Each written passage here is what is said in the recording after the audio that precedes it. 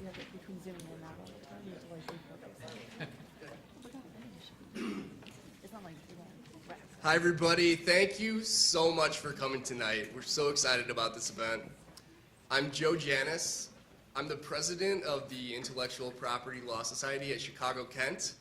And just to give you a brief background on our organization, we're a 180 student organization at this school who comprised of members that are extremely excited about IP. And we get together for events like this on a number of occasions just to talk about hot topics in IP and basically to network amongst ourselves as well.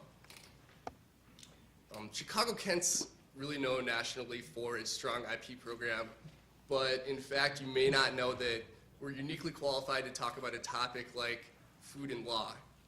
We actually have, so to say, the Mr. Miyagi and the Daniel-san of IP law and food, if you will.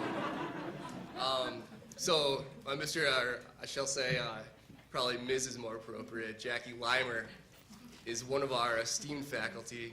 She comes to us from Kraft Foods, where she was a VP and head of their intellectual property department. And before that, she spent some time at K&L Gates and also 10 years in-house at Quaker Oats.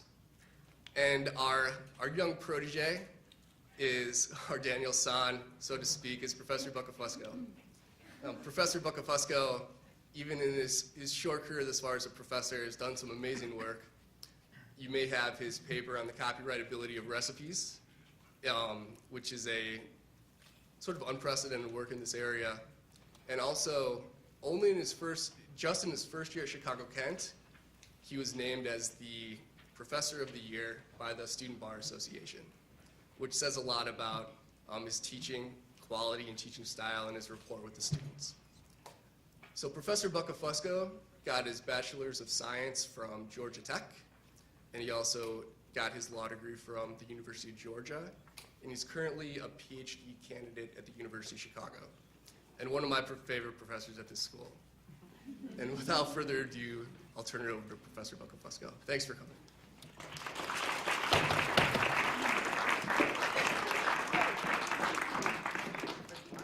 Perfect. Great, so thank you all so much for coming. I'm Professor Buccafusco. I'm going to introduce our esteemed panel. Note that longer bios are available in the program, so I'm just going to say a little bit about each of them so that we can get on to the reason you're here.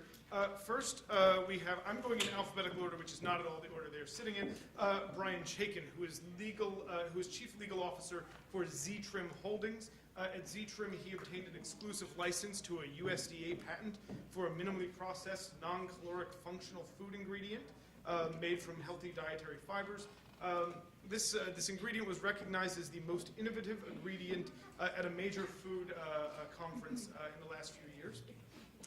We have Nick Kokonis, who is co-owner and managing partner at the recently re-3-starred Alinea, as well as Next Restaurant here in Chicago, and the Aviary, along with Chef Grant Ocketts at each of these restaurants.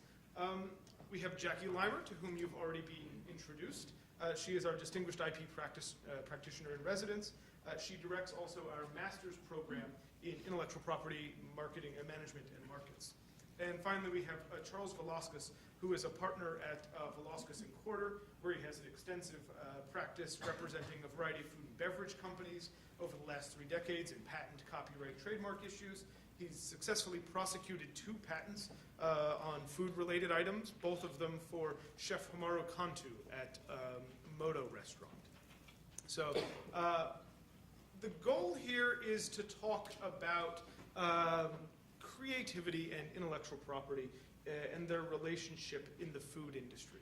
The food industry is almost certainly more creative than it has ever been at any point in its history. We have, on the one hand, people like Chef Kantu and Chef Ocketts, who are using lasers and gels and liquid nitrogen to reinvent dishes for customers who pay hundreds of dollars for the privilege. And on the other hand, we have corporations like Z-Trim and craft and others who are developing new ways of creating safer, healthier, better tasting food for all of the rest of us. And so along the spectrum, we have a variety of different ways of approaching these types of creativity and innovation. The fact that the food industry is so creative is in some ways surprising. The received wisdom about intellectual property law is that unless you give innovators strong intellectual property rights, some type of monopolistic protection for the types of things they invent and create, they're not going to do it, right? So if you create something, spend all this time, all this effort developing a new novel, a new song, and someone else can copy it right away, that undermines your economic incentive to ever invent it in the first place. So in industries like books and movies, in pharmaceutical sales, there's this sense that strong intellectual property rights are essential for a functioning innovation market. But on the other hand, we see industries like the food industry. The fashion industry is not dissimilar. These are industries that generally lack strong intellectual property protection. So on the one hand, courts have said that the dishes that chefs create are not amenable to copyright protection. So when a chef goes through some substantial effort to invent a new dish, that new dish is freely copyable by anybody else who wants to copy it. You know, if Chef Cantu or Chef Akitz decide to invent some new dish, if Joey's Diner down the street wants to make the same thing, they are entirely welcome to as a matter of copyright law. Similarly, in patent law, the incredibly rigorous requirements for patentability often prevent many food items from clearing patents thresholds. So in the rare instances when this happens, we'll talk about abilities to protect creative inventions. But for the most part, the types of things that both chefs and the food industry create are unpatentable. So in this realm of low IP, we nonetheless see incredibly high levels of creativity and innovation. So the discussion tonight will revolve in some respects about why and how, and also about the ways in which intellectual property law may or may not be able to be changed to increase further innovation. So all of you represent incredibly creative people in one way or another, or have in the past. And so I want to ask you about how you protect that creativity, how you share it with others, and how you make these kinds of decisions. Right? What types of factors matter to you when you think about these things? Do you care about economics, like the value of licenses, selling products, performances? Do you care about norms, what other people in the industry do, relationships with other types of creators and inventors? Do you care about ethics, about giving people food, about sharing, things like that?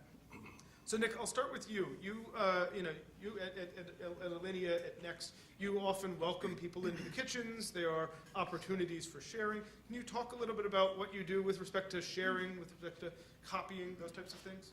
We take a completely open source approach to it. We've published the Alinea book with the exact recipes that we use there. Basically, if any chef in the world asks us how did we do something, we tell them. And we put videos online as to how to do it, and we basically say good luck in trying. We take an approach that the experience of a restaurant is very different, and the replicability of doing what we do is very, very hard. It's a high threshold. So it's not just about the recipe or that single dish, it's about the entire experience of coming into the restaurant and everything that encompasses, including people showing up at 6 a.m. and staying till 5 a.m. For 62 customers that night tonight. Right. So it's very high threshold, and I think as you go down that threshold of difficulty in reproduction, if you think about music in the 19th century, you couldn't freely reproduce it, and now I can download it, and now it's something that people can own, and they want to protect it because it becomes very easy to reproduce. If we had a food replicator like Star Trek, I would certainly want to own the recipes that we are putting in the Alinea book so that I could sell them to all of you so you can get a black truffle explosion tonight. That's a very different experience than coming to Alinea and getting everything else. So at the moment, we take a very open source approach to it.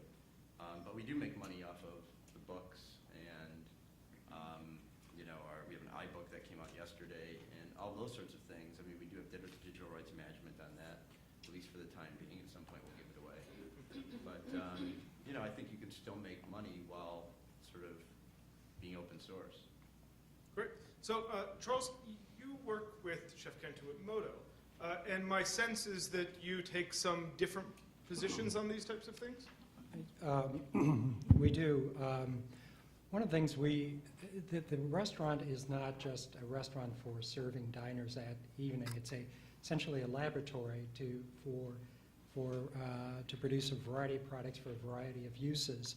So one of the things we did from the beginning was to sort of lock down the entire operation to preserve as many options as possible for the restaurant owners.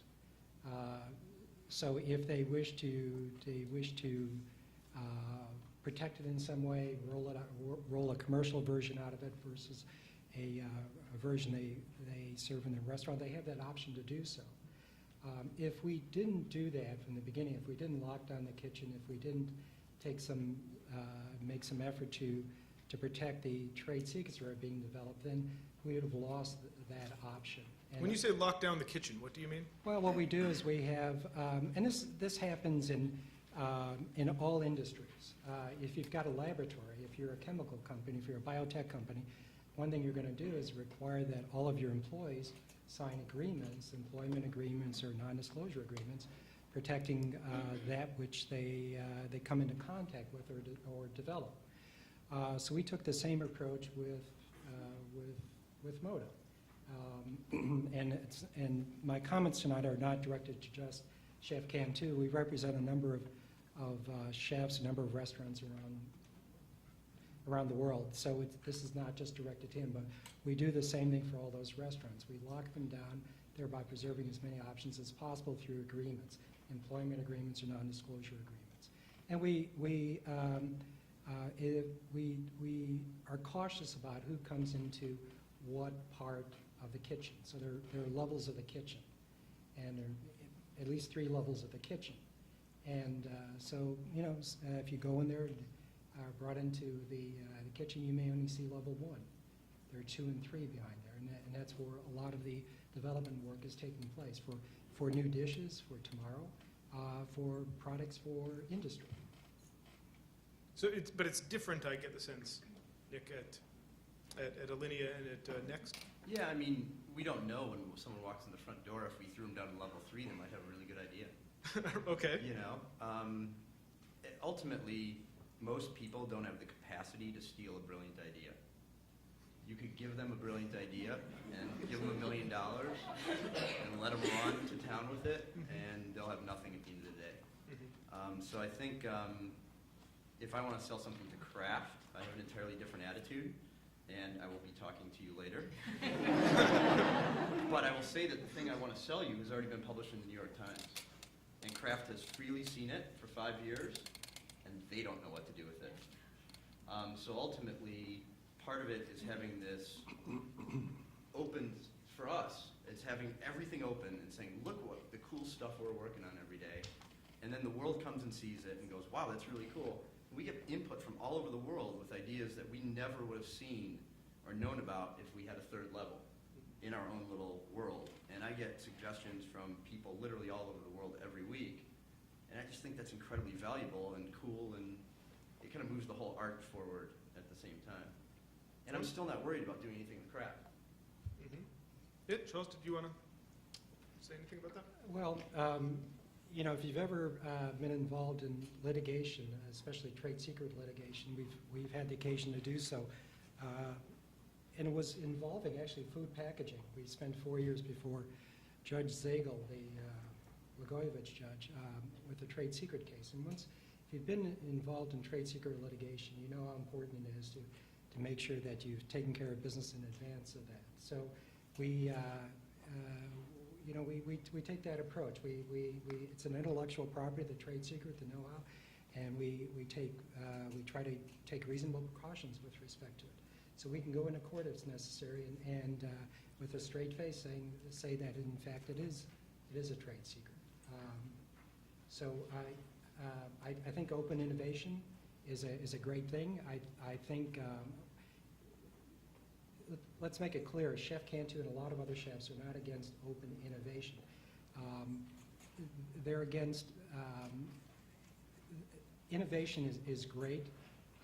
They want to achieve oftentimes higher societal goals, but they would be prevented from achieving those goals if they open sourced it, because the second party along could close it down, get a blocking patent on it. So the approach oftentimes that chefs take is sort of controlled open innovation, having more control over the open innovation so that you let out what you want, but keep the development moving forward in a way that will achieve those higher societal goals. Great. So Jackie, in industry, these issues of licensing in, licensing out, of open innovation, of patents and trade secrets matter substantially. Can you say something about how these decisions are made in the industrial context? Sure. First, I want to thank Joe and the group for inviting me to be here. This is actually great fun. I left. I spent so many years in the food industry that I actually miss it a lot, and I feel like I'm back. So thank you for that. And one other thing, a disclaimer: I can't speak for Kraft, so please know that I don't represent Kraft in my comments here. But I'm happy to share my view because Kraft would be happy for me to share this view because I actually think that Kraft, never thought of it before, but Kraft falls somewhere right between Moto and Alinea, which is kind of interesting if you think about it. Oreos and couple explosions could be in the same place, but I think from a packaged food industry perspective, all of these comments made already are important because there are times when the packaged food industry relies on IP to protect its investment in innovations, many of them packaging related, and so forth. And this is for a competitive advantage, and it's quite important to put resources behind that. So you will see companies like Kraft and Nestle, who is probably the most significant filer of patents in the food industry, being pretty active. So I start with a position that's a little different in that there is a heavy reliance on IP on one hand.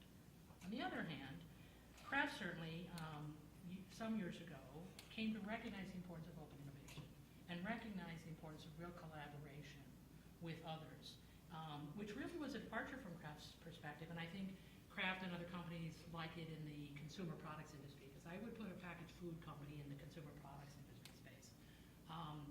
We're very reluctant to have outsiders come in and collaborate. And a lot of fuss was made and way too much time was made by the lawyers focusing on who owns what and keeping really important creations from happening.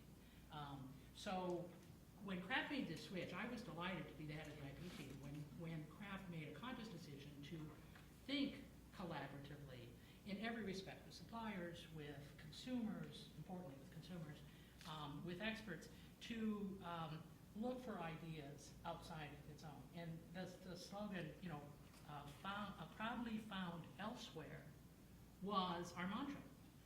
We stole that from Procter & Gamble, by the way. The idea that a company could have all the right ideas was just old-fashioned and we had to move on. Part of that's cultural, too.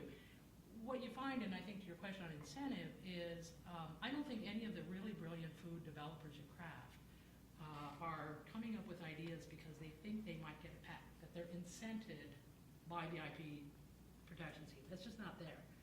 They're very incented to deliver what Kraft's consumers want and need and what their management has directed them to find. And so the creativity is alive without the IP incentives. But coming now to the question you asked, the licensing in and out, I think, has become very vibrant in the industry in these last years. And now it was not so much so when I first started to come in 1996. Again, the sort of not invented here syndrome was kind of alive and well. But in these last years, the importance of finding good ideas elsewhere, licensing those ideas, collaborating with those IP owners is really thriving. And I think that it's really healthy. It's resulting in a lot of really great things going on in the company and in the industry. And it's actually, now back to being an IP lawyer, really, really great fun to be part of some business building activity, which is what that's about. Instead of enforcing, to be honest with you, a lot of the decisions made, and I guess that was the other part of the question, the decisions made on what IP to pursue, what IP to enforce, what licensing to pursue, all were made from a business perspective. It all started and ended with what did the business need. Rarely did enforcing IP be high on anybody's list. Nobody wanted to go to court or any of that. So business building initiatives like licensing would be our first priority. Always, every business decision, every legal decision, if you will, was made pursuant to business direction and not the other way around. That's the world I got to be in. Brian, is that your sense of how things go with Z-Trim? What matters for you when you try to make decisions with respect to licensing? Is the situation different due to the exclusive license through the USDA patent? You know, there's a lot to go to that question. It's not a simple answer, but everything, I agree with Jackie in that everything is business related and business driven. And you know, to get everything depends on perspective, I guess. You know, the perspective I'm in is as a kind of an agri-tech business where we're using a patented technology to help supply businesses like Kraft. And we don't get into how they deal with their formulations. Certainly we want to be a part of their formulations, and we work closely with them. We have a culinary chef on our staff that works closely with the chefs at the food companies, and we view the chefs as artists. And you know, we think that if we can help them create art using our revolutionary ingredients, you know, more power to them. Do we necessarily want to see them, you know, put that into the realm of intellectual property and keep that to themselves? All of the big food companies demand that when we work with them and we formulate with them, you know, we have non-disclosure agreements, which gets right to Charles' point. You know, they're very protective of what they perceive to be their intellectual property. Oftentimes when we receive materials or ingredients or formulations from a big food company on a project, they won't even tell us what ingredients we're getting. They'll say, here's ingredient A, here's ingredient B, here's ingredient C. You know, add your ingredient to them in these percentages and give it back to us, and we'll see if it works or see if we like it. So, you know, I guess I can see it's all a matter of perspective and what side of the table you're sitting on. But I think that most businesses are looking at it from, you know, is there a cost-benefit analysis, and what does that tell you about whether you should be pursuing intellectual property in that arena? Great. So Charles, Jackie and Brian have both mentioned the economic factors in decision-making with respect to IP. My sense from Chef Cantu's public comments is that he cares about things beyond this in some ways. He talks about the value of his creations, you know, exceeding just, you know, lining his pockets, if it were. Not that this is all that, you know, the industry's care to do, but, Right. you know. Right. Well, again, chefs we represent, they're interested in, for the most part, in achieving these higher societal goals. It sounds, What do you mean by that? well, for example, the Chef Cantu has worked for years on we talked about a food replicator. It's the subject of a patent application. Food printers are a subject of another patent application filed by Chef Cantu. Those have immediate, could be used immediately in a kitchen, in a restaurant kitchen, could be used actually in a dining area immediately. A patron could go and just push a button and print out their entire meal. It's not inconceivable. But it also could be used to deliver foods to people that having a hard time obtaining food. It could be, you know, in the middle of Africa or on a spaceship, for example. So they can again, if we didn't preserve the option to control the innovation, we would have been precluded from achieving those higher goals. And so that's what he's trying to do. There is some money, immediate source of money for these technologies, but there are higher goals that if he's successful, he'll be able to cure cure some of the world's ills. through Brian, these do you ills. get the sense that these, I mean, so you're dealing with a product that was developed by the USDA. It's the type of thing that, potentially has a variety of opportunities for creating healthy and safe foods for lots of people who may not have them. Does this affect your decision-making with respect to licensing? To be honest with you, the stage that we're at as a business, not the biggest concern for us right now. Okay. Our concern as a startup business is getting market share, market penetration, getting people to adopt our technology, use it in their products. Certainly when we speak to companies like the Krafts and Nestle's of the world, we do, pitch that to them and say, hey, look, we have an ingredient here that can help hit some of these problems.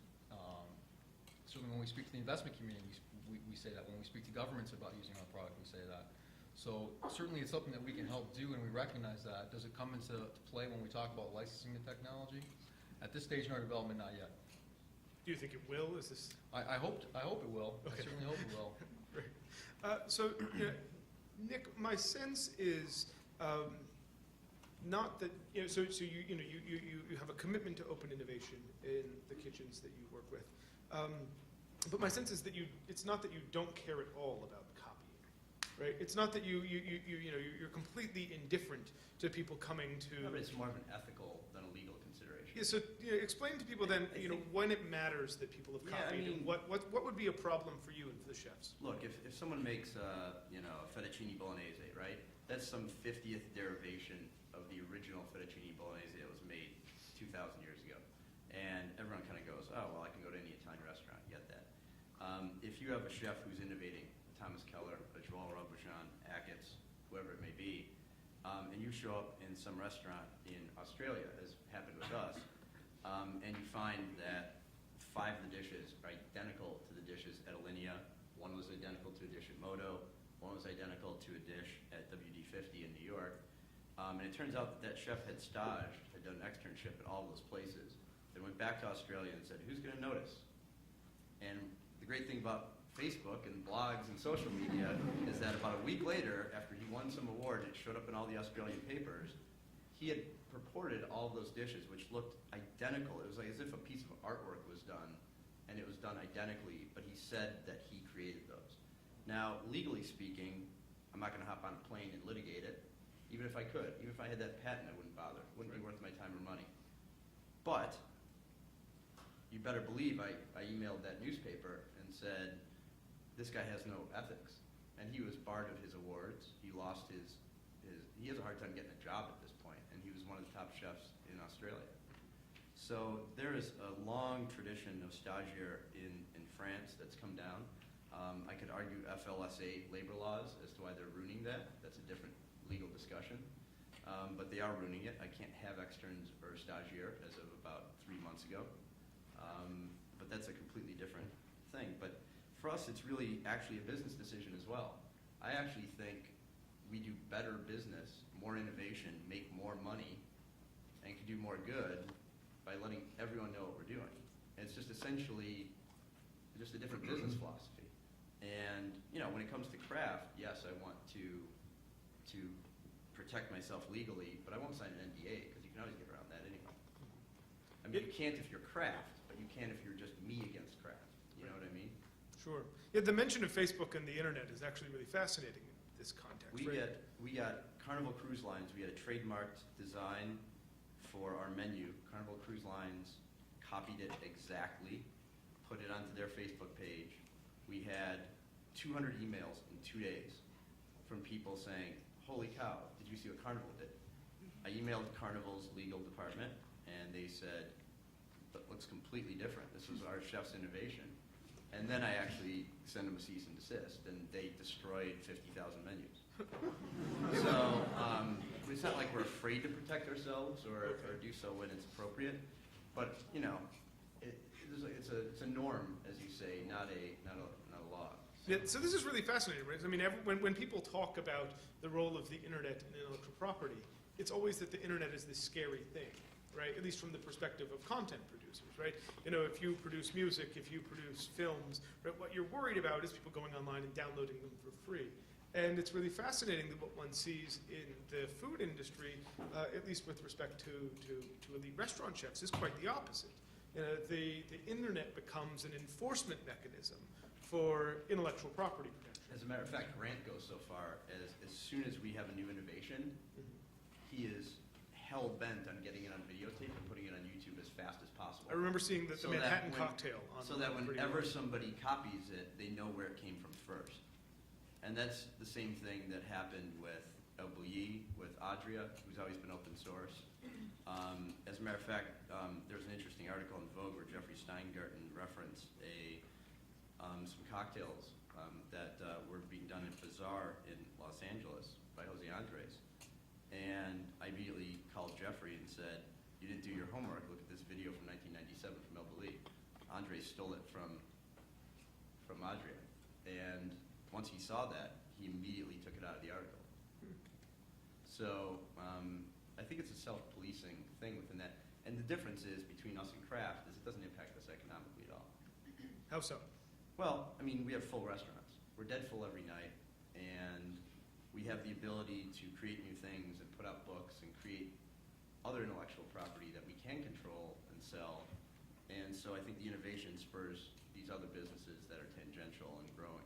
So Charles, can you reflect on the relationships between the restaurant industry on the one hand and the food, the larger food production industry on the other? Where do you see restaurants fitting in? Is it that they have different interests at stake, or the interests actually more similar than we might think? Well, I used to do work for Kraft years ago. The Lunchables, skinless hot dogs, Mars candy, a lot of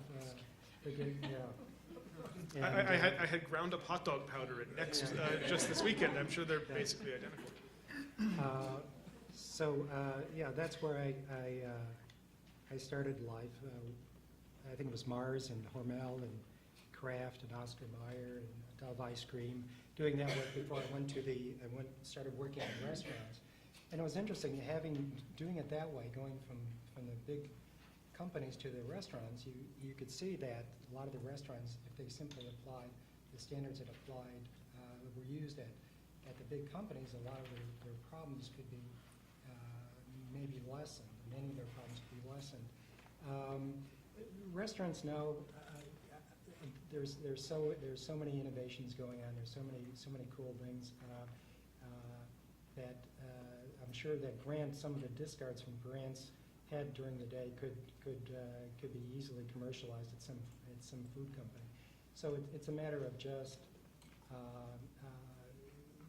viewing the restaurant as an innovative center and working with it so that you can possibly develop products for the food industry, develop extra streams of income. The problem with one of the problems with open innovation when it comes to restaurants is that you're only good as your restaurant. So if your chef, isn't there, if your restaurant loses popularity, then there's not much you've got to go on. But if you're developing intellectual properties that you're making an effort to protect, then you've got a patent portfolio, you've got an intellectual property portfolio you can take from that venture and use it in maybe a second venture.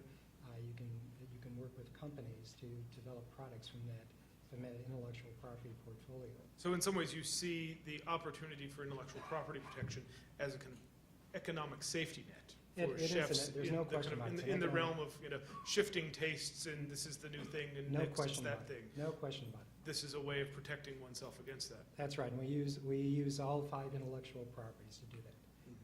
Put 5 different safety nets in place.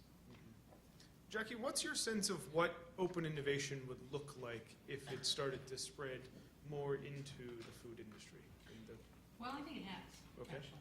I think, I don't know a food company that isn't today embracing these same principles, because I do think there's a realization that no one company can own all the good ideas. So what is interesting is as heavily competitive as the industry is, packaged food companies are, competitors. Nestle and Kraft are head-on-head competitors. On the other hand, there are collaborations between Nestle and Kraft. In what sense?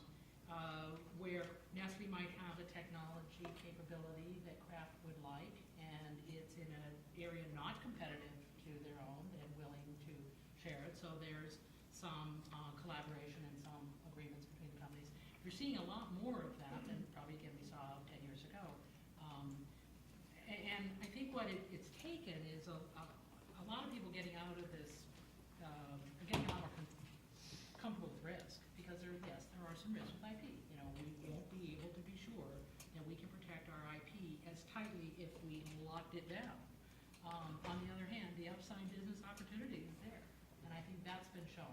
And again, Kraft didn't create the open innovation model in consumer packaged companies, but it certainly follows, I think, what a lot of other successful consumer product companies have done in open innovation. I think it's all about balance, and I think that's the important message that our team tried to convey at Kraft is there are, again, times when the lockdown is really important, and there are times when when we think through it, it's not important at all, or that the benefit is outweighing the risk. How do you know? Well, that's the reason that I didn't sleep well a lot of nights, is trying to make those decisions, because if you pass the opportunity to protect your patent, for example, you lose it, and having to make those decisions. Cost and time have a big play in this decision. To get patent protection is extremely costly, and it really takes a very sophisticated analysis that we did with our business partners. It was a law and business decision on whether this particular innovation had the legs that would make it worthwhile to spend that much. And we always ask ourselves, well, would we enforce it if we got it? And so if the answers to all these questions, and Kraft, like a lot of companies, like most companies in the food industry, have really very good procedures for reviewing innovations, would go through these questions and come to the answer, yes, were we ever sure? No. It was always, there were some risks about it. The other thing, though, that we haven't talked a lot about here, and I think it's off topic a little bit, is brands. And I think this comes back to the chef world. The chef's reputation, you make this point, Charles, the chef needs to be there. The chef has to continue to innovate and be creative, and that's why we all want to come to the restaurant and do that. Same thing about brands. If brands aren't kept delivering the consumer expectation, if Oreo changes its formula so that you as the Oreo consumer don't like it anymore, we've ruined the most important intellectual property. And so, the brands have a big place in the food industry, and I think obviously that's in your world, but Well, I was going to say, actually, the reason that yeah. the value that I'm building is actually our brand, and the thing that even if I don't protect that little piece of IP, you'll still want to do business with me, even if you could steal the IP, because you're also buying our brand and everything else that we stand for. And this is where your social media point comes in. I think consumer products companies, food companies, public companies certainly care a lot about being labeled as a copycat, as a pirate.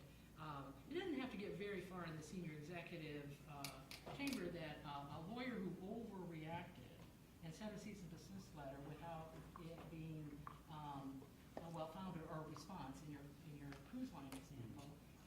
Senior management say, we don't want our reputation tarred this way. I'm sure somebody at Carnival said that. I mean, Carnival's a lot bigger than us, and I'm sure that the first guy went, I don't even know who these guys are. And the second guy goes, it's the best restaurant in America. Exactly. You're toast. And You're do we want our consumers, Carnival consumers, to think that we are not creative enough to come up with our own Right. labels? So I think we share actually a lot of parallels, and I do think that gets back to the ethics. We have to have business norms. We can't rely on the law to get us where we need to be, because if we don't act honestly and fairly to each other, Is that right, Brian? Are there more parallels than dissimilarities between the different groups? Well, before I answer that, I'd like to Please, comment on the please, yeah. last thing that Jackie just said, which was on the brands, and that's certainly a huge issue. It's something that we face both good and bad as a innovative food ingredient. And probably most people out there don't know what my food ingredient does. Anybody out there know what the two favorite food ingredients that food manufacturers like to sell? Two most favorite ones? Anyone? air and water. So what my food ingredient does is it allows food manufacturers like Kraft and Nestle to sell more water. So when you can sell more water, you're actually making more money, saving costs. But it does a lot more than just that, obviously, but that's a big feature of it. It's an all-natural fiber derived from corn or oat. So as an innovative ingredient trying to get into the Krafts and Nestle's of the world, although we provide great benefits and can provide great benefits like cost savings and improved performance and reduced fat and reduced calories, the issue we run into is brand. Will a Kraft, will a Nestle, put a new ingredient from a startup company into their big brand, not knowing what effect that may have down the line. So that is the really big barrier to entry for us. Going to the food service side of Kraft and the food service side of Nestle is a lot easier than going to their branded, stuff that you buy in the grocery shelves. And certainly going into the restaurant arena would be easier, but for the same issue that Nick just mentioned, their brand is everything to them, and they do anything to protect that. So, that's our challenge breaking in. Great. So for a paper that I wrote a number of years ago, I interviewed a bunch of chefs. We talked about, and people who work in the culinary industry, talked about the value of intellectual property rights. And one of the responses that I got typically was that, yeah, sure, we as chefs want intellectual property rights. And then I said, really, why? And they said stuff like, well, Britney Spears gets copyrights, and we're at least as creative as she is. So we deserve them too. And I think when you ask people, do chefs deserve intellectual property rights? The general response is, yeah, sure, right? I mean, the things they do are highly creative, they're highly innovative, they're expressive and interesting in the way that we tend to think about copyright works generally. But one thing people don't realize if they don't think an awful lot about intellectual property is that intellectual property has costs too, in that it prevents follow-on users from being able to create subsequent innovations using that initial innovation, right? So if there's an initial monopolistic right assigned to the first inventor, the second inventor often is limited in the types of things she can do with it. So to the extent that we're thinking about changing or altering intellectual property rights, Charles, what might we think about in terms of the costs and benefits of broader or narrower types of protection? Well, it would be interesting if they amended the Copyright Act to provide protection for dishes as useful articles. I mean, hull designs are protected. There was some effort, in fact, the Copyright Office endorsed it not too long ago, providing copyright protection for fashion design. Mm-hmm. Why not culinary design? Here you have this useful article. How difficult would it be to provide limited protection, copyright protection for that? I think Hull Designs gets protection maybe for, I think it's 10 years. There was a suggestion that fashion design should have protection for 3 years. Why not copyright protection for culinary designs for 3 years, the dishes that are put out? What does that do? Even if I copyrighted those, I'm not going to license them to anybody. Because the reason I'm not is that every day that restaurant, A, any innovative restaurant won't want to license mine, and B, the ability for them to execute it at the level that we do is a completely different. That execution is different. You could go to the same Chinese manufacturer and get this made in Hong Kong and get a knockoff, and it'll be pretty darn good. Well, the problem with that line of reasoning is that it's the person that puts out a dish that looks a lot like your dish, and it tastes horrible. And they said, well, that's supposed to be just like Alenia's dish, and it's horrible. I'll never go to Alenia. I mean, it's just to provide that protection to prevent those people from knocking it off, to put out a Yeah, I just don't know how to enforce it. You think it'd be a deterrent? Do you think it would serve as I a think it would- deterrent? If people wouldn't knock it off in the first I place? think the Well- deterrent's there just so that they, like with the Wickets thing, regardless of whether I agree that these are rights to exclude. So you do have to carry a bat around and hit people over the head. But it gives you possibly more. Well, it would give you more protection than you have now. It would be simple to amend the Copyright Act to provide. Aren't these dishes protected as a sculpture work? My copyright, from lack of knowledge, is showing isn't it I mean, I think some of these dishes are sculpted. I agree, and I think, you know, you look at, who's the guy who paints pictures of cakes? Who's the famous cake artist? I mean, they're beautiful. Who? Thibault, right. Yeah, I agree. These dishes that Grant puts out, Chef Cantu puts out, I mean, they're beautiful. These are works of art. So what's the difference between a painting and that dish that's put out? Well, funny you should say that. In the MCA in 2012, we are having a gallery. We're going to put food all over the walls. Great. And I'll ask that exact question. For real, you'll be able to eat the walls. It'll be fun. I've had food that tastes like walls before. I've never had walls that taste like food. So the sense then is that it would be valuable to have some type of protection, you think, Charles? Copyright protection. Some type of copyright protection that extended Because it's to not- what then? Right. So to the extent that I create a new dish Right. that has some types of features to it, how far should that extend? Right. So I'm asking you a kind of Right. a substantial similarity kind of question, right? That's right, so exactly, right. If I make And I love it. right, Yeah, so I'd if love I to make that argument. oysters and pearls, right? Chef Right. Keller's famous dish. How similar does oysters and pearls have to be? A second version to violate a copyright. Right? So if I use Kumamoto instead of Malpec oysters, have I violated the copyright?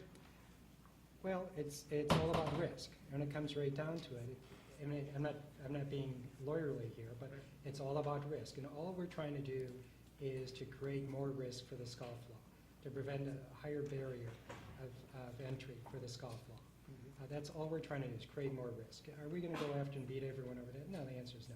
But just to slow down the competition a little bit. How much substantial similarity? I don't know. It's. We know that a derivative work is both adding to original work or taking away from the original work. So if you take off 3 of the components on a 4-component dish, is that substantially similar? Well, it's certainly a derivative work. It would be, I don't know the answer to the question. I mean, I think the copyright law is robust enough to provide substantial protection. Right. So Nick, Charles asks us to kind of focus on the scofflaw, right? And so I think we all feel a little discomfort, a little anxiety in the types of things that, for example, Chef Wickens did, right? There's no attribution, there's no value there's no value added in him kind of going to Australia. I mean, I guess it allows Australians to eat at Alinea who might not otherwise, which may be valuable in its own right. Tribute to Alinea, and I'm charging $150 a person. We would have helped them. Okay, so That's the funny part about that. beyond that, then, are there other values to copying that you see outside of? So if we can all agree that that's bad, right? Are there nonetheless values that you think exists that would change the calculus in some way? Well, it's just difficult. Like I don't know that we have a couple of iconic dishes, and I don't think I would copyright them even if I could, because I don't think anyone's going to want to copy those until they're so iconic that they're almost part of the culinary lore. And at that point, that's a good thing. You could go around in the 80s and get Joël Robuchon's egg on every good French restaurant in the world, and they would put on there a la Joël Robuchon. Where did everyone want to go eat when they went to Paris? They wanted to go to Joël Robuchon. Robuchon owns 14 restaurants now because of that egg. The controversy to that is that, and I'm going to forget, this is just the point I'm going to make, someone made the molten chocolate cake about the same time. It's a von Gerichten, But it was, right? yeah, but it was really damn easy to copy. Right. And that went to every mid-scale restaurant in the world because everyone could knock it off. Right. And at first, if you look back, they said and then pretty soon it said Applebee's. Right. So that's like one of those things. Like if you, Yeah, he hasn't done badly either, though. no, he done he just has a fine. restaurant in Right. Bora Bora. Right, exactly. He's done well. And he vacations well, apparently. He does. But I guess for us, like, we don't want to limit competition. We're kind of like, come get us. Like, elevate the whole craft. Try harder. Good luck. You're not going to get there. And we're just very competitive about it. And people will. I tell Grant all the time that there's a 20-year-old who's about to kick your ass. And it's true. Like, at some point, somebody's going to come along and do everything that he does better than he does it. And that's just the way of the world, and I'm good with that. However, I will say this. Kraft asks us all the time to come talk to them, fragrance companies to come talk to them. I was asked to come give a talk to their social media marketing department last week for $25,000 for the day, and I declined. We did not pay him. No, you didn't I liked his paper, but like they Your tuition dollars. but we won't go do any of those. That's the difference. Is that when Kraft wants Grant to come speak to them for $10,000 for the day, they're getting off cheap. I want to partner with Kraft. I don't want to sign an NDA and show them what we're doing. I want to get my partnership agreement with them first and say, if we get to the point where you want to do this product, and where you're going to want to when you see it, we've got our agreement in place. I don't even need to worry about the NDA at that point. I don't need to worry about my copyright. I'll let them worry about it because I'm just going to sell it to them and let them figure it all out. Right. But we won't give those talks anymore to fragrance companies, food companies, and all of that, no matter what they'll pay us for the day. Great. Brian, what's your sense? Is there ways in which you think intellectual property law could be valuably amended to support the types of works that you think are valuable? You know, it's a great question. There are a lot of other concerns, such as, you know, what's the burden you're going to put on our judicial system if you're going to open up, you know, this to the foodies who are trying to put, you know, the recipes and under the copyright law. I mean, I don't think Wouldn't be so bad for lawyers, right? Yeah, You know, it'd be great for the crowd here. you got a lot of students out here looking for jobs. No question. You know, I think there are a lot of concerns besides simply whether or not it should be done or could be done in a way that actually makes sense. That I think you need to consider. You know, from my perspective, again, I can only speak from my perspective, but I wouldn't want to see recipes or works of art as I think they are be copyrightable. I would love to see more people, you know, copy those things. Certainly, if they're using my ingredient, I want as many people to copy it as possible. So you know, that's the perspective I would take. Mhm. What do you think, Jackie? Well, I think that, again, it's about balance, because a company like Kraft, on one hand, does want to protect its IP and would support some legislation maybe that would enhance that on one hand. On the other hand, Kraft every day wants to be free of risk of lawsuits coming from every grandmother who ever came up with a macaroni and cheese recipe. You know, and I mean, that's a real risk in the company. I had to spend way more time than I should have spent on responding to someone who believes she invented the hot dog. And this wasn't even a skinless one. I think it was a regular one. So to give more, you know, protection to, you know, those kinds of common recipes and, you know, public domain kind of food items doesn't make sense. And the food company would not support that. But there are some places around the edges that I think there could be improvements. I love the community design in Europe. Those of you who practice in Europe and know the community design, it's a very cost-effective way to get design protection. It's widely used by the food companies. Nestle's the biggest filer there, not surprisingly, because they're, you know, based in Switzerland. But it's a great way to get some protection, especially on packages and so on. So I do think there Or is Creative Commons kind of thing. yeah, as well. yeah, and I think, so there are, so yes, I think that, again, I just really think that the importance is that you look at the pros and the cons of everything. And if we have too much protection, we'll have too much cost in having to work through that in a food company setting, and too much slowdown of getting products to market that consumers want, because there's just no freedom to operate in a too tight world. So, you know, again, I think it's about balance. Yeah. Your comments, Nick, about attribution are interesting and coincidental in some ways, right? Because this is the thing that it seems like many people care a lot about. As it turns out, though, this is the one thing that American intellectual property law doesn't give anybody, right? So, you know, Britney Spears doesn't get attribution rights. You know, Van Gogh doesn't get attribution. People who paint, people who write, people who do any of those things don't get attribution rights, but in many ways this seems to be the thing that is most valuable. Would that be sufficient, do you think, some type of attribution right, and what would it look like? Do you have a sense? No, I mean, I don't, because I'm not a lawyer. So I've never really thought about that. I know what it feels like in practice. Okay. I know what it like when we do get emails from people. Ethan Sushi in San Antonio, Texas last week, people were sending their menus to us because they were doing some things without attribution.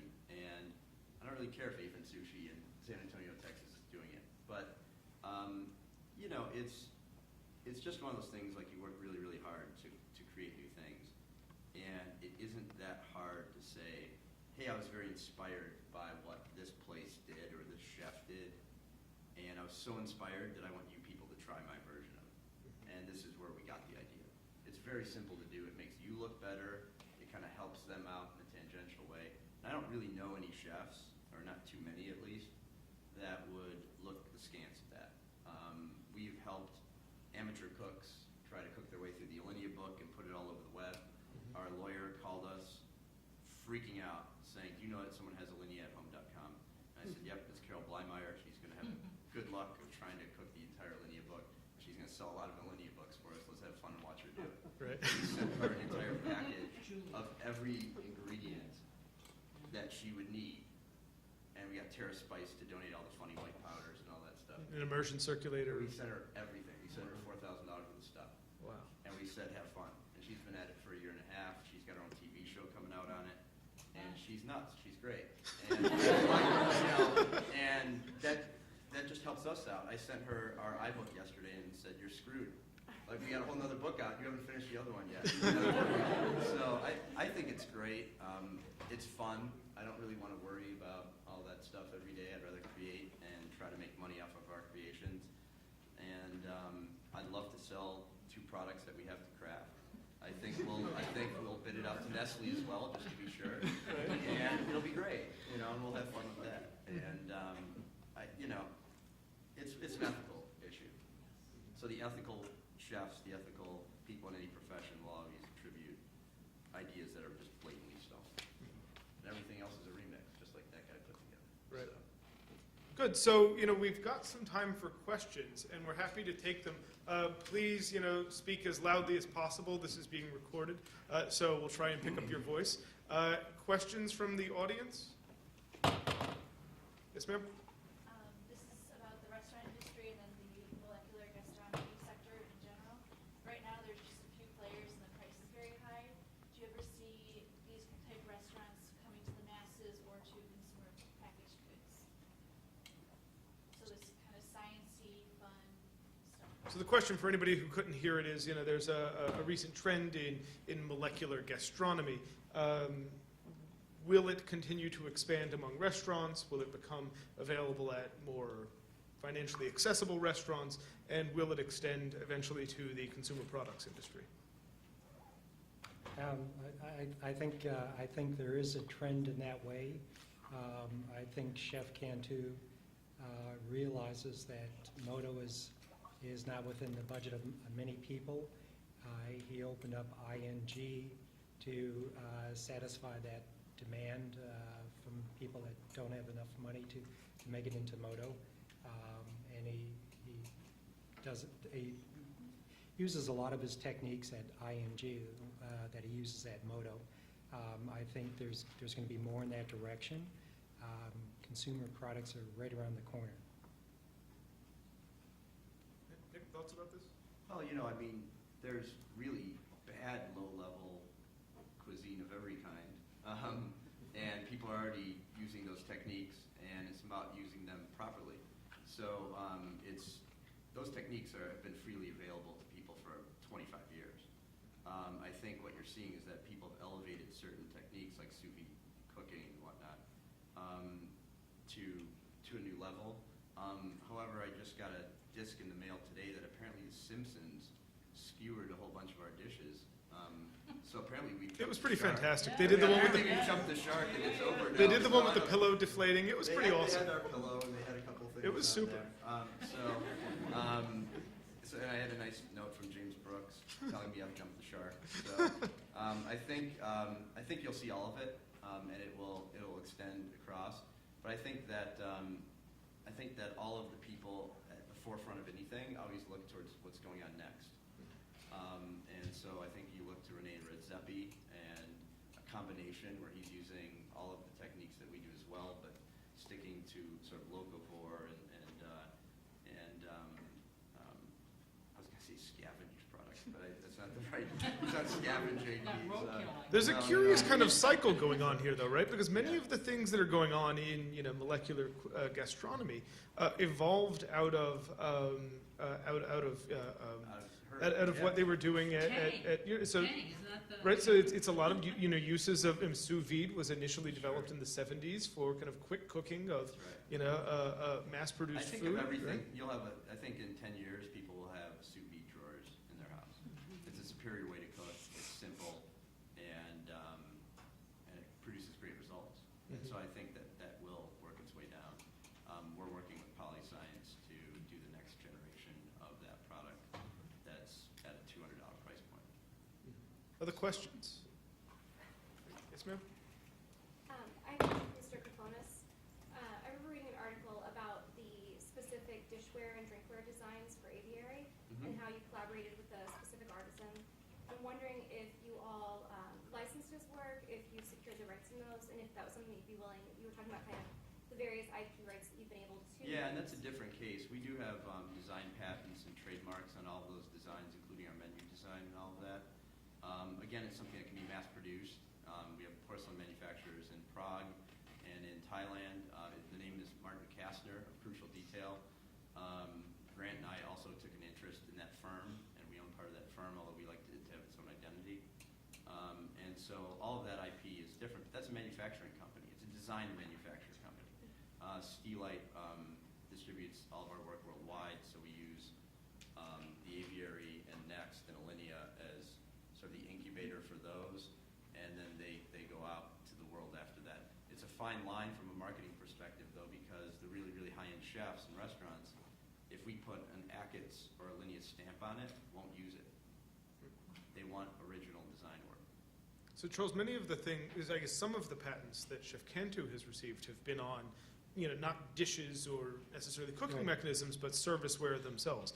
Is there a difference between the interests in serviceware and the interests in cooking mechanisms or the things that are produced by them? Let's see, no, if we believe, and I'm speaking on behalf of all the chefs and now Chef Cantu, if we believe that it may have value, 20 years of value, then we'll try to get patent protection for it. So if it's method, we represented Keebler in the soft cookie case, Nabisco brought, and so there you have a recipe for making a soft cookie, and it turned out there was a piece of prior art we located that knocked out could have invalidated the patent, but it was settled just after we located the prior art. But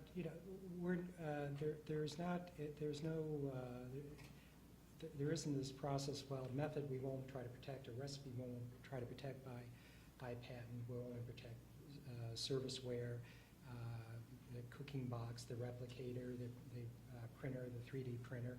I mean, we just if we think it has something that's going to provide value for 20 years, then we'll direct a patent application toward it. Again, it's about building a intellectual property portfolio. It's about ultimately providing benefits to society. And again, that's a primary goal of many of these efforts, being able to control the innovation through patent. Other questions? Yes, ma'am? So I've been lucky enough to dine at both Moto and Alinea. My question to you is this, with the IPs of the recipes that you're talking about, how is he going to make money? I mean, I hear what he's saying, and I completely agree on the left. So how would you make money duplicating that cigar thing? I mean, who's going to do that? Well, What would an IP give him, you know? well, and that assumes that the cigar, the Cuban cigar. Do you want to describe the Cuban cigar to the audience? Who knows what she's talking about? Okay, so somebody's It's hard to describe. I mean, I ate there about a year ago, but, it had the ash. right. And the texture, and it was delicious. The entire Almost cigar, just the like a wrapper, cigar. everything is edible. Even the ash is edible. Right. And the wrapper is made from edible paper. It's So, a piece of art. but so that may not be something that's protected by a patent application. So what again, did you, give me an example of a recipe that you Let's see, well, a recipe and why. Well, for example, in the packaging area, we represent a high-end food packager, a company that innovates and makes high-end food packaging. And the recipes to make that packaging, the methods for making that packaging will protect.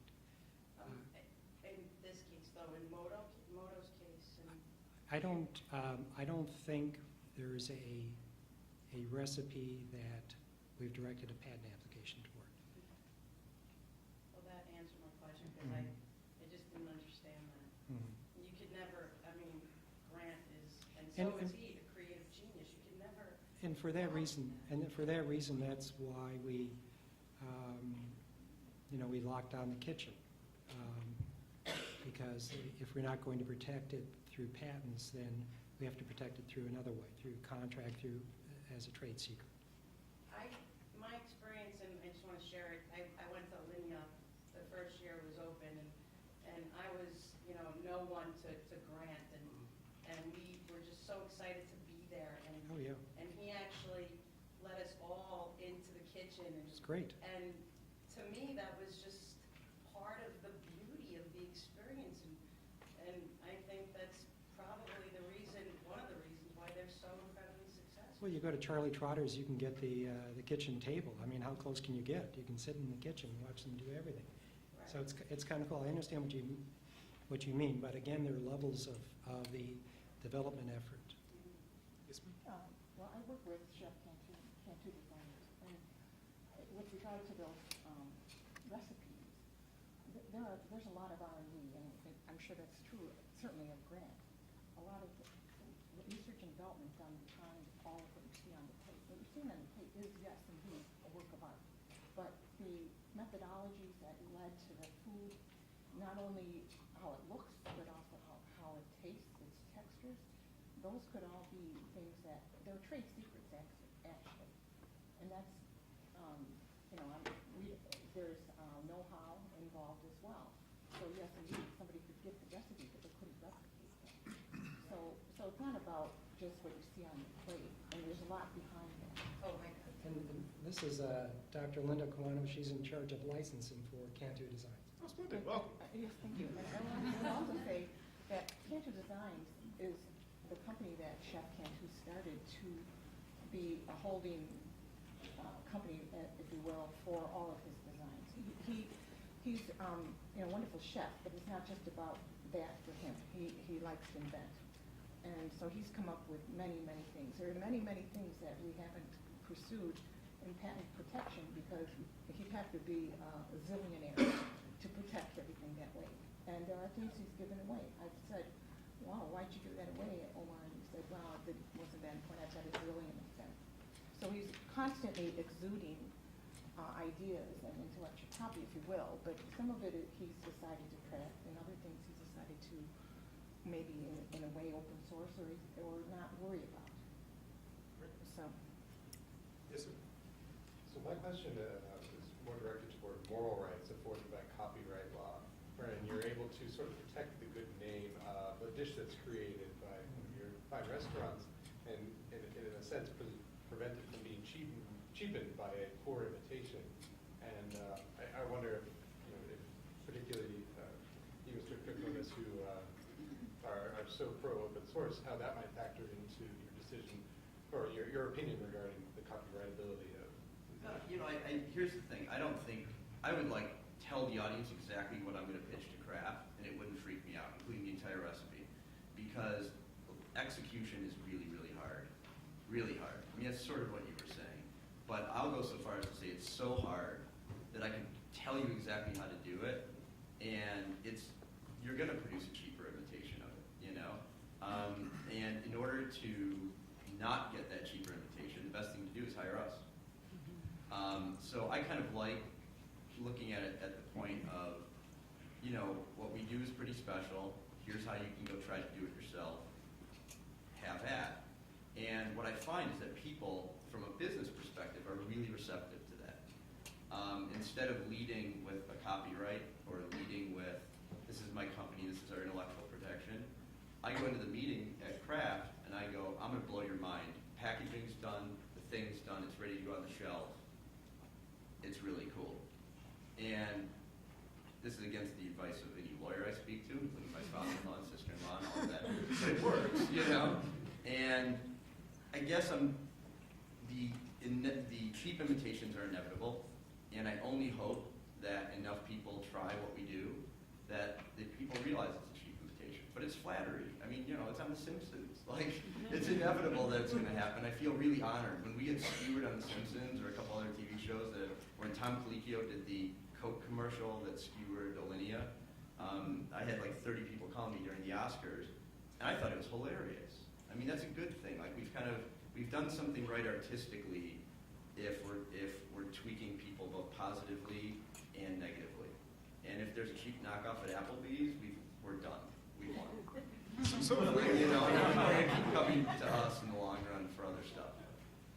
So I guess I'm just not worried about our ability to keep producing novel things that people want to experience, whether that's in our restaurants as food or the books we produce or some other things that we have that we're working on. So should you be though? Right? I mean, you know, so you know, the lifespan of a restaurant tends to be pretty short. You know, and there aren't a lot of 60 and 70-year-old chefs who are still at the top of their game, right? I mean, it tends to be a fairly narrow window. Right. And Charles has suggested, look, you often only get one shot at this. Tastes change rapidly. What Well- today is about, And that's molecular why- gastronomy. Next week it's about locavore stuff, and you guys have no idea where to find the right Thank you for mushrooms. pulling that up. You're right, and we constantly live in fear of that in a good way, and that's what drives new innovation. The ticket system for Next is something that I view as very strongly intellectual property because it's software, it's completely different, it's a novel approach to dynamically pricing a restaurant, and that's something that I could look at Next or Alinea as a loss leader and make enough money off of something like that where the intellectual property norms, not just the laws, are very different. And I can work within that environment very comfortably and have a very different conversation when I go talk to Open Table about buying me to throw me on a shelf. Other questions? Yes, sir. Yeah, this is for Nick.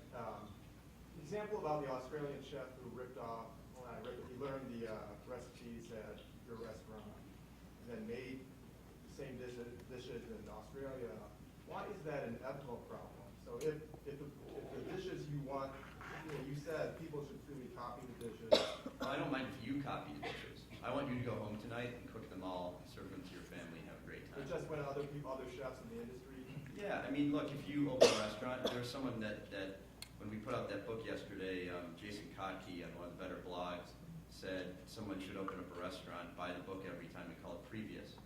And it's funny because it's probably someone would do it, and that's different because they're actually getting an economic gain, right? And they've crossed some sort of a norm. It's sort of like music for your own music for your own appreciation. If you buy it and play it in your house, play it for your friends, it's different than if you play it in this auditorium at a paid event, let's say. And so an ASCAP comes in and they want you to pay. It's similar to that. If a chef takes our recipes without attribution, puts them in the restaurant, and essentially knocks off our whole restaurant, ethically speaking, I have a problem with that. But, excuse me, And the answer is I was a flop. I could argue this I have no idea why. We can argue the ethical reasons for that, for 2 years.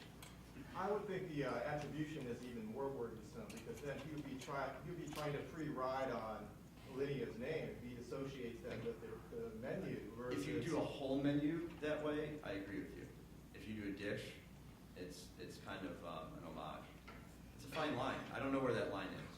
It's kind of like art, when you see it, This is for Mr.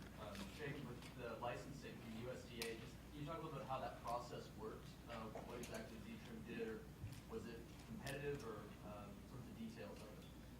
Actually, it wasn't competitive at all, and there are numerous licenses available from the USDA. It's a common thing for United States Department of Agriculture to do. They're one of the few government agencies that actually makes money off of their hard work. It's a case-by-case basis. There's actually a process. The Code of Federal Regulations provides, what they do in the process of negotiating their licenses. It depends on what the invention is. In our case, a small company called Conagra actually had the right of first refusal on the patent that we ultimately obtained. They had a bad experience with a previous similar patent, decided to pass on that right, and we were lucky enough to get a hold of it. Should we be worried about patents and these types of things as a society? I mean, should we be, fine, one thing for, elite restaurant chefs to be producing $200 meals. If people don't get to eat, the Cuban cigar or the black truffle explosion, right, no one's really so much worse off.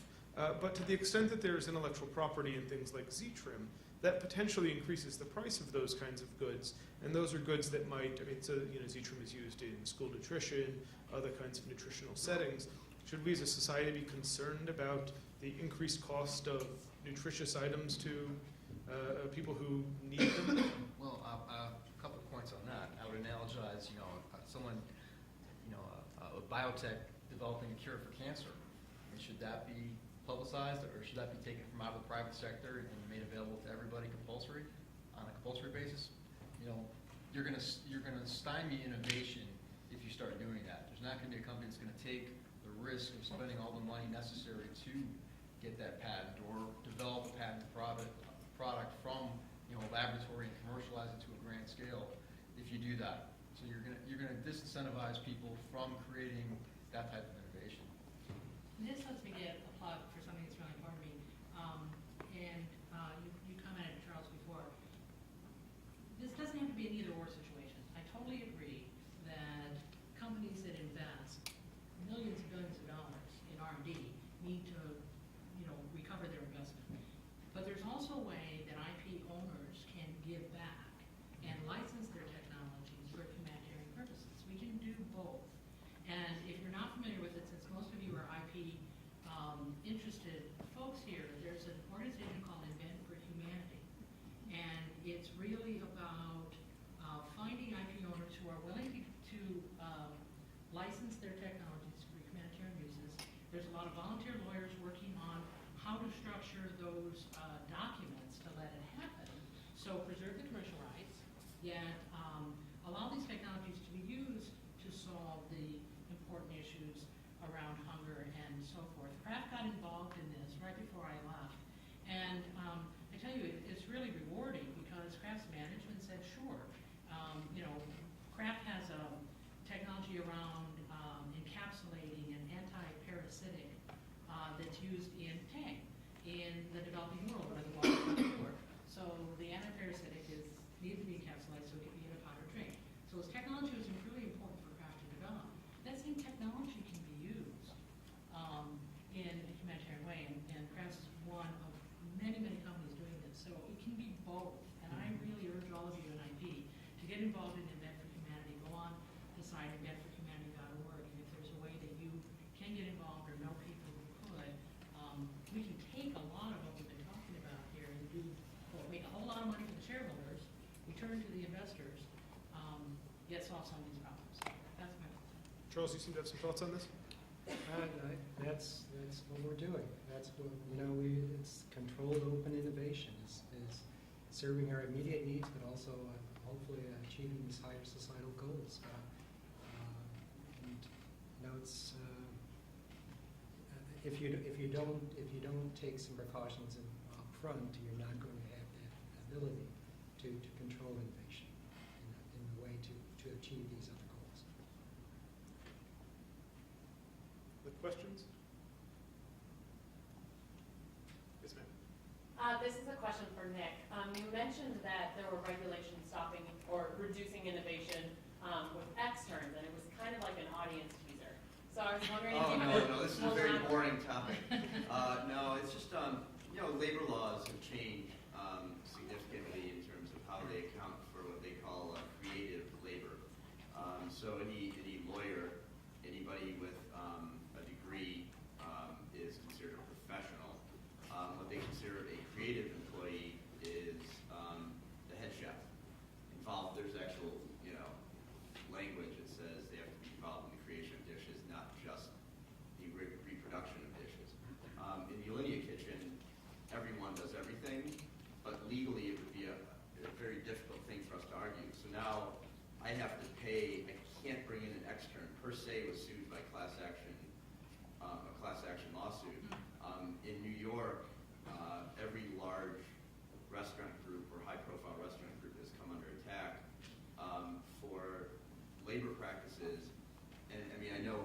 se really well. Believe me, these are incredibly motivated people under incredibly well-run work environment with benefits and all of that, but there's no distinguishing per se from Denny's, with the FLSA. So as a protective measure, we've changed our entire way that we do it. It's really changed a couple hundred-year-old tradition that for us, we used to welcome in people from Spain all the time that were working at the great restaurants there. So we're still on payroll in Spain. So it's not like they weren't getting paid. They're actually being paid to come work for us.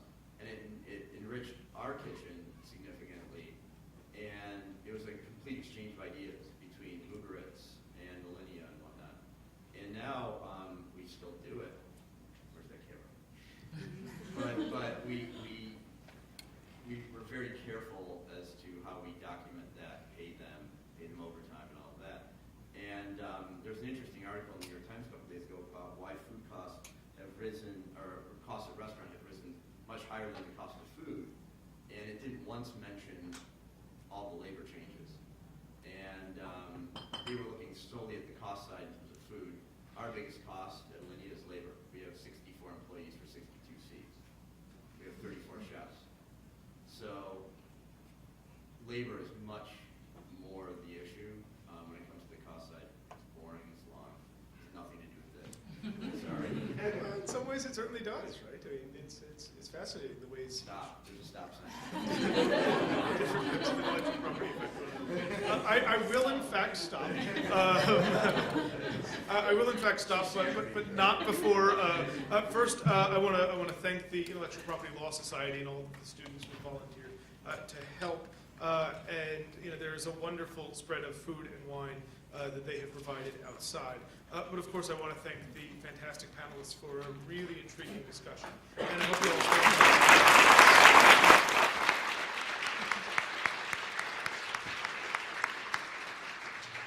So please head on out. There are all kinds of fantastic wines and beers and foods. Oh.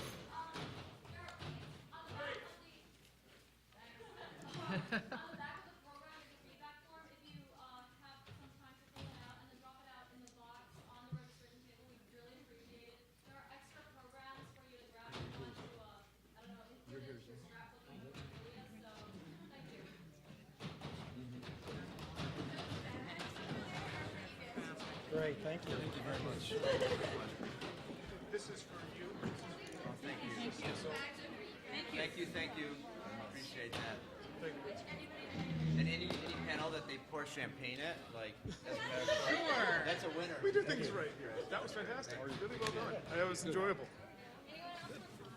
Please. Like, I could see, well, I go back to the Constitution, the IP clause, and would it actually promote promote science by, granting copyright to these, to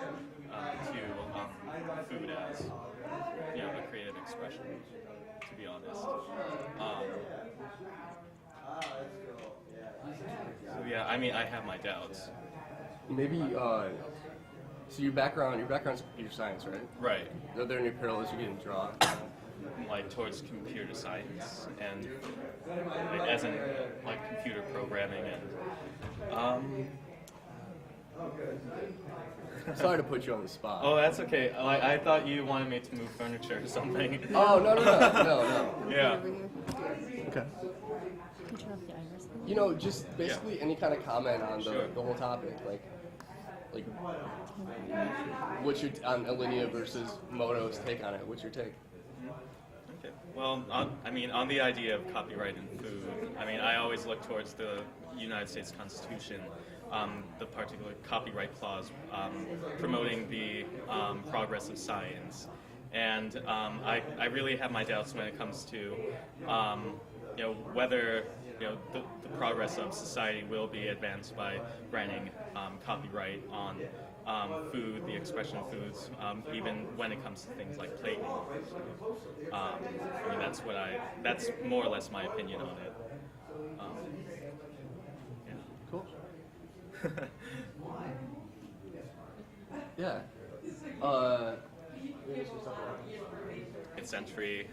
We have techniques such as molecular gastronomy that are really, becoming a huge trend. And maybe right now is the time to look at those kind of issues with respect to the law.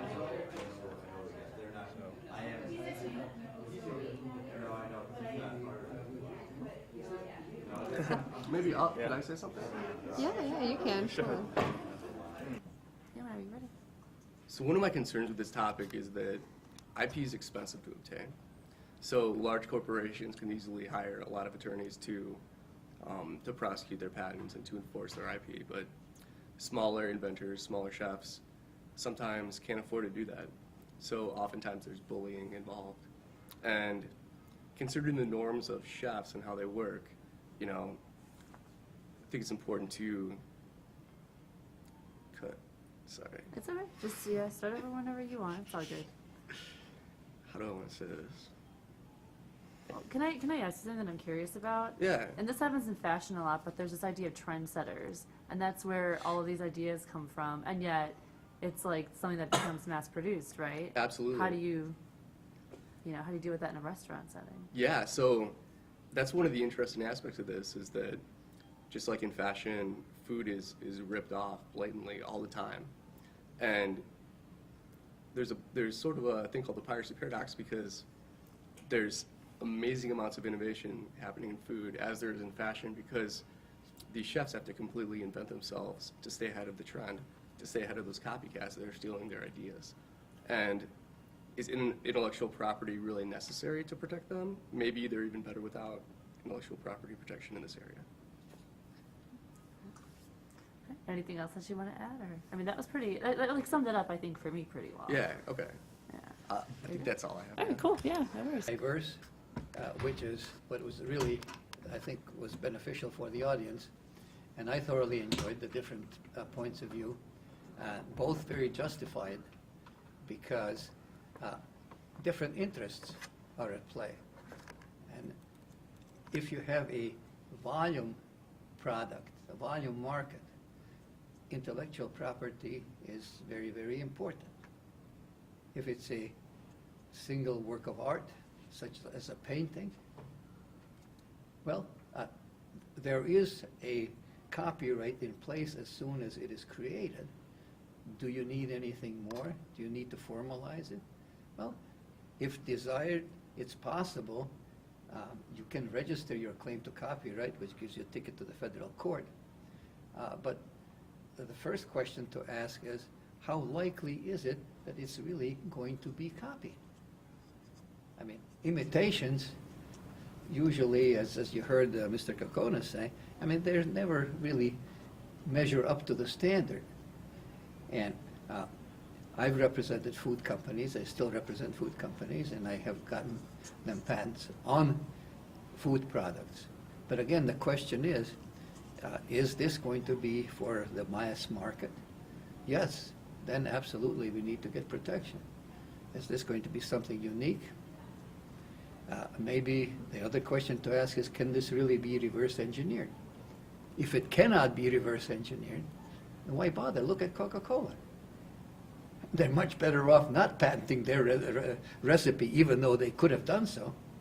But the patent would have expired in those days, 17 years from the date of grant, now 20 years from the date of filing. Coca-Cola has enjoyed their dominance for, 80, 90 years. So it's value judgment, and you also have to look at the market. What is the market? What is it that I really need to protect? And this food industry, I don't think is any different or unique in that respect. I've had situations where a client wants me to patent a very complex machine. So my first question is, well, how many of these are you going to build? He says, oh, maybe another one. Will anybody else build these machines? He says, I doubt it. And why bother spending the money?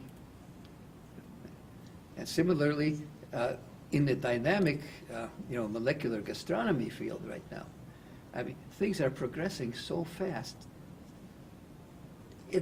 By the time you get the patent, it's going to be obsolete anyway.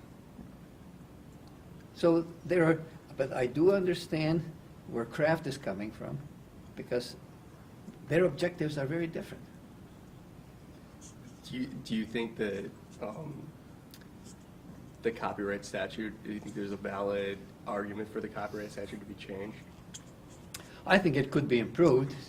The copyright statute is a patch job, in my opinion, even though I primarily practice, patent law and trademark law.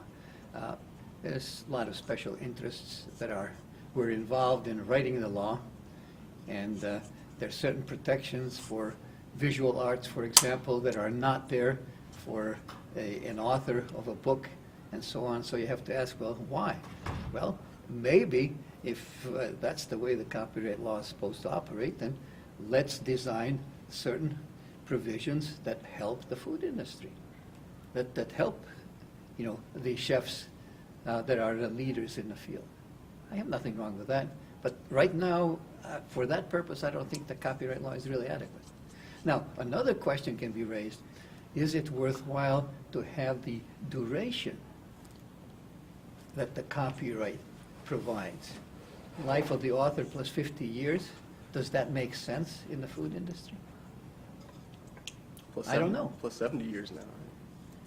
Or maybe it's 70 years, I don't know, one or the other. But it's extremely long time.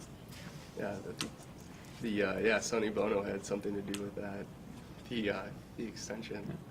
Yeah, Well, fascinating. there's certain things for like some, movies or books, maybe you can justify that. Right, Patent law doesn't stretch out that far. absolutely not. And most of the inventions are obsolete in 10 years anyway. Sure. Very few outlive the life of the patent. Especially so in the food industry. Especially so, even more so in fine dining, where chefs are constantly creating themselves and Oh, yes. changing their menus, such as Next restaurant, who changes their menu completely every 3 Well, months. how often would you go back to a restaurant, however good, if it served the same menu all the time? Yep, It would be boring, wouldn't it? absolutely. Because you're going there for a dining experience, you're going there for something unique. You look at it with anticipation. Now, let's see what will it be this time. Absolutely. And it's a different ballgame. Great. Can you look at him for another second? I just want to get another cutaway shot. And like, if you guys are just talking about something and you're like nodding and stuff. Sorry, I know that seems probably weird, but I have some of him looking at you, but I don't have like you in the shot. Okay. So I want to make, yeah. All right, there we go. That was Yeah. excellent. Okay, Tyler. good. Well, thank you. Thank you for the comments so Yeah, much. I appreciate really it. appreciate it. I really appreciate it. All right, great. That was great. I'm going to try to wrap. So, just what are your Well, yeah, thoughts? so one interesting thing, they mentioned about how the patent system is designed to make people invent. But I mean, that's not, my take on it is more, it's about incentivizing people to disclose. Because I mean, creativity has been around since the dawn of time. And the problem is when you put a lot of time, effort, and money, particularly into developing new ideas and new processes, it's not, I mean, people have that inherent creativity and they'll make things. But in order to get them to share it with the world, they want some sort of protection. And that's especially important when you're trying to get someone to invest in an idea that you have. In order to get those investors to put their money where their mouth is and invest in you, you want to be able to offer them something in return. And that's really where patents, for instance, come in. And it's not, I mean, it wasn't touched upon necessarily by tonight's panel, but I think like a lot of what was spoken about tonight did go to this kind of idea without it being like explicitly mentioned. Mm-hmm. So, did you want to talk about something? Yeah, let's let Professor Lee say a couple comments. Sure. Or you're still taking? Oh, no, I'm good. I'm going to have you, yeah, so. your Val thoughts? Haney? Okay, good. Uh-huh, yeah.